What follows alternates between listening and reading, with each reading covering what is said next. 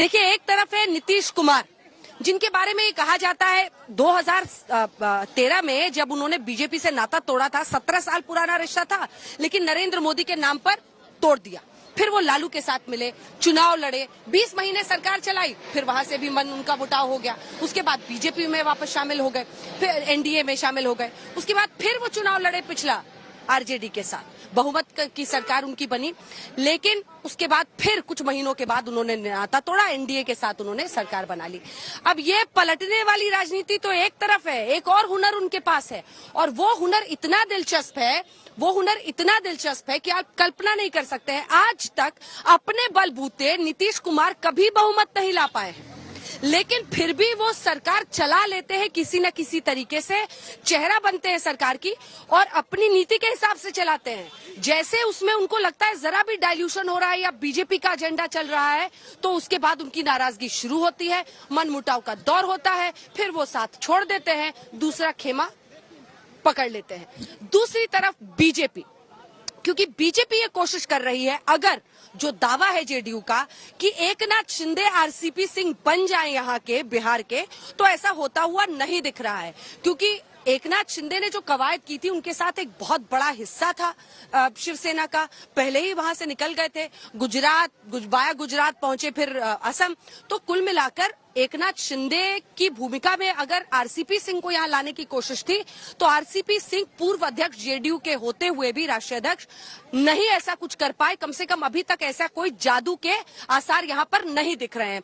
एक बार फिर से, चूंकि पटना से आप ये बुलेटिन देख रहे हैं, तो आपको जरा दिखा देते हैं यहाँ का नजारा। मीडिया का हलचल तो है ही, ये है एक अणे मार्ग जो कि मुख्यमंत्री का आवास है, और ये है वो मशहूर राजेंद्र चौक, जहां से होता हुआ पूरा आप कह सकते हैं कि यहाँ पर सत्ता का पूरा केंद्र और पावर जिसे है वो इसी चौराहे के इर्द गिर्द है, गोलचक्कर के इर्द गिर्द है। और ये है मेरे पीछे राजभवन। कुछ 30 सेकंड 1 मिनट की दूरी है नीतीश कुमार के लिए। 12:30 से 1 बजे के बीच का उन्होंने वक्त मांगा है, वो राज्यपाल के सामने इस्तीफा सौंपने जा रहे हैं। लेकिन दूसरी तरफ आप ये देखिए कि किस तरह से बीजेपी एक बाजी खेल रही है। नीतीश कुमार को नहीं, वो सीधे राज्यपाल को इस्तीफा सौंप रहे हैं। यानी नीतीश कुमार को लेकर जो बीजेपी की अब नाराजगी है, जिस तरह से एक तरफा उन्होंने ये फैसला लिया है कि इस गठबंधन को तोड़ रहे हैं, इसको लेकर एक नाराजगी बीजेपी में दिखाई दे रही है। और एनडीए के क्या आसार आने वाले वक्त में रहते हैं। तीसरा खेमा आरजेडी का, तेजस्वी यादव, जिन्होंने खूब पलटू चाचा कहा, लेकिन उन्हें भी पता है जो फितरत है नीतीश कुमार के पॉलिटिक्स की, उसमें कभी भी ऐसा आसार बन सकता है कि वापसी हो सके, और ऐसा ही हो रहा है। पहले भी उप मुख्यमंत्री थे, क्या उस उप मुख्यमंत्री पद, ये भी खबर आई कि वो गृह मंत्रालय मांग सकते हैं। आइए आपको सीधे लिए चलते हैं, सुजीत झा हमारे साथ जुड़ रहे हैं। सुजीत, राज्यपाल को इस्तीफा सौंपने की घड़ी क्या आ गई है? क्या अब हम ये माने कि औपचारिक रूप से कुछ ऐलान भी किया जा सकता है, या सीधे गाड़ी निकलेगी यहाँ एक अणे मार्ग से और राजभवन में घुसेगी इस्तीफा के लिए?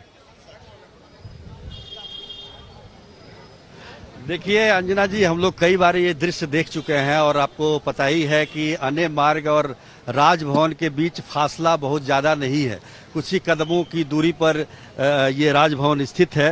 12:30 बजे का वक्त मांगा गया है, 12:30 बजे के बाद कभी भी आ जाइए। पहले तो सीएम हाउस से ये पूछा गया कि राज्यपाल यहाँ है कि नहीं, क्योंकि हाल ही में वो दिल्ली गए हुए थे, लेकिन कल शाम को अचानक वो लौट आए यहाँ पर, और उसके बाद से ये 12:30 का समय दिया गया है। तो निश्चित तौर पर कुछ खास है, कुछ हम कह सकते हैं कि इस्तीफे की जहां तक बात है, वो तो कहना थोड़ा सा जल्दीबाजी होगा, क्योंकि हमें देखना होगा। लेकिन समर्थन पत्र जो है, जो सहयोगी दल उनके साथ जुड़ने वाले हैं, जो नए जो पार्टियां जुड़ रही हैं गठबंधन के तौर पर, चाहे वो आरजेडी हो, कांग्रेस हो, लेफ्ट पार्टियां हो, हम हो, ये तमाम पार्टियों का जो समर्थन पत्र है वो जरूर राज्यपाल को दे सकते हैं। दूसरी तरफ बीजेपी भी इस पर पैनी नजर रखे हुए है।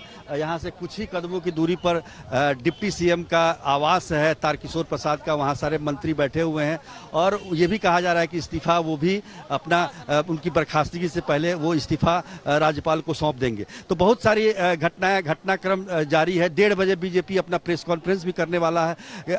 वो इसलिए रखा गया है क्योंकि 12:30 बजे मुख्यमंत्री और राज्यपाल के बीच मुलाकात हो जाती है, उसमें क्या नतीजे निकलते हैं। तो सब एक दूसरे पर नजर रखे हुए हैं, सारी पार्टियां एक दूसरे पर पैनी नजर रखे हुए हैं कि कौन क्या कर रहा है। तो निश्चित तौर पर अगर देखें और बीजेपी के नेताओं से जो बातचीत हो रही है, जो प्रयास होना चाहिए बीजेपी की तरफ से नीतीश कुमार को मनाने का, गठबंधन को मनाने का, वो प्रयास कहीं दिखाई नहीं दे रहा है। बिल्कुल जी।